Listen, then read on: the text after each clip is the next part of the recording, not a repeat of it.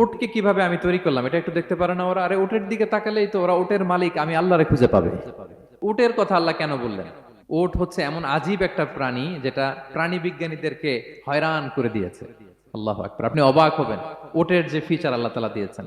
মক্কার লোকেরা উটের গোশত খাইতো, উটের দুধ খাইতো, উটের চামড়া দিয়ে দ্য ফাইনেস্ট লেদার তারা বানাতো, উটের উপর মাল নিয়ে বোঝাই করে এক প্রান্ত থেকে আরেক প্রান্তে পাড়ি দিত, নিজেরা উটের উপর রাইডিং করত।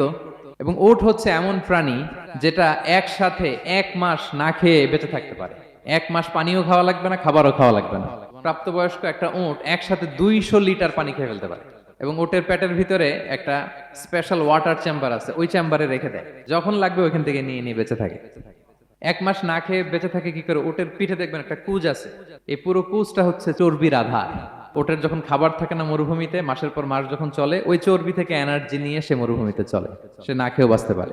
আমাদের চোখের মধ্যে যেমনি একটা পাপড়ি, এরকম এক পাপড়ি দিয়ে উটকে আল্লাহ বানায় নাই, ডবল লেয়ারের পাপড়ি দিয়েছে। কারণ মরুভূমির মধ্যে চলতে পথে লু হাওয়া থাকবে, মরুভূমির সাইমুম, বালুর ঝড়, এই ঝড় মোকাবেলার জন্য, লু হাওয়া মোকাবেলার জন্য ডবল লেয়ারের চোখের পর্দা। একটা পর্দা ফেলে রাখে আর একটা খুলে সে হাঁটতে থাকে, তার কিছুই হয় না। সুবহানাল্লাহ। আমাদের 98 ডিগ্রি ফারেনহাইটে স্বাভাবিক তাপমাত্রা, তাই না?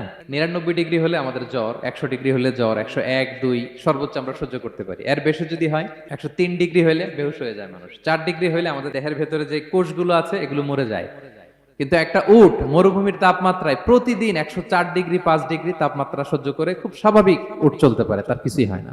এবং মরুভূমির মধ্যে যে ক্যাকটাস আছে, গুলমলতা, বড় বড় কাঁটা জাতীয় গাছ, যেই কাঁটা পৃথিবীর কোনো প্রাণী খেতে পারবে না, কিন্তু একটা উট অনায়াসে খেয়ে ফেলতে পারে। উটের জিহ্বাকে এবং পাকস্থলীকে আল্লাহ এমন স্পেশালি মেড করেছেন, যত কাঁটা দিবেন খেয়ে সাবার ওর কিছুই হয় না। সুবহানাল্লাহ।